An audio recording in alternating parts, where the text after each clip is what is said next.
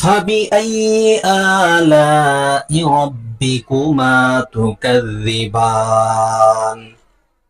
33 বার পাঠ করে এক গ্লাস পানির উপর ফু অথবা দম করলে কি হয়, কি লাভ হয়?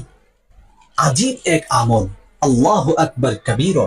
এই আমলটি যারা করেছে তারাই ইনশাল্লাহ ফলাফল পেয়েছেন। এই পর্যন্ত 7 জন ফল পেয়েছেন, বলেছেন যে আলহামদুলিল্লাহ, এই আমলটি করে আল্লাহ তাআলা আমাকে ফল দান করেছেন, আমি সফলতা অর্জন করেছি। তো আপনিও যদি ফাবিআইয়ি আলাই রাব্বিকুমা তুকাযযিবান 33 বার পাঠ করে এক গ্লাস পানির উপর ফু অথবা দম করতে পারেন, আল্লাহ তাআলা আপনাকে সফলতা দান করবে ইনশাআল্লাহ। আমলটি করার জন্য সর্বপ্রথম নিজে পবিত্র হয়ে যাবেন, নিজেকে গুছিয়ে পবিত্রতা রক্ষা করে 3 বার ইস্তেগফার পড়বেন। আস্তাগফিরুল্লাহাল্লাযী লা ইলাহা ইল্লাহু আল হাইয়ুল কাইয়্যুম ওয়া আতুবু ইলাইহি লা হাওলা ওয়ালা কুওয়াতা ইল্লা বিল্লাহিল আলিয়্যিল আযীম। এই ইস্তেগফার আপনি 3 বার পড়বেন। এরপর 3 বার পড়বেন নবী করিম সাল্লাল্লাহু আলাইহি সাল্লামের উপর দুরূদ, আল্লাহুম্মা সাল্লি আলা মুহাম্মাদ ওয়া আলা আলি মুহাম্মাদ কামা সাল্লাইতা আলা ইব্রাহিম ওয়া আলা আলি ইব্রাহিম ইন্নাকা হামিদুম মাজিদ। আল্লাহুম্মা বারিক আলা মুহাম্মাদ ওয়া আলা আলি মুহাম্মাদ কামা বারাকতা আলা ইব্রাহিম ওয়া আলা আলি ইব্রাহিম ইন্নাকা হামিদুম মাজিদ। সে এক গ্লাস পানি হাতে নিয়ে পাঠ করবেন, فبأي آلاء ربكما تكذبان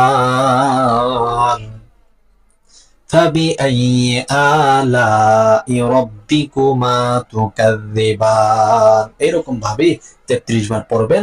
এরপরে এক গ্লাস পানিতে 3টি ফু দিবেন। তারপর প্রিয় নবীজি সাল্লাল্লাহু আলাইহি সাল্লামের উপর আবার 3 বার দুরূদ শরীফ পড়ে আরো 2টি ফু সে এক গ্লাস পানির উপর দিবেন। এখন কথা হচ্ছে আপনি সেই পানি কি করবেন এবং এই আমলের দ্বারা কি উপকার হবে, বিষয়টি জানার পূর্বে এখনো যারা আমাদের জিকির 24 বিডি চ্যানেলটি সাবস্ক্রাইব করেননি, দয়া করে চ্যানেলটি সাবস্ক্রাইব করুন এবং ভিডিওটা শেয়ার করে প্রচার করুন। প্রিয় দর্শক, আজকের এই আমলটি করলে আপনি আমলটি করার পরে এক গ্লাস পানি আপনি নিজে বিসমিল্লাহির রহমানির রহিম বলে পান করবেন। এতে করে আপনার দেহের ভিতরে, আপনার শরীরে যত প্রকারের রোগ বিমার আছে সমস্ত রোগ থেকে আল্লাহ আপনাকে মুক্তি দান করবে।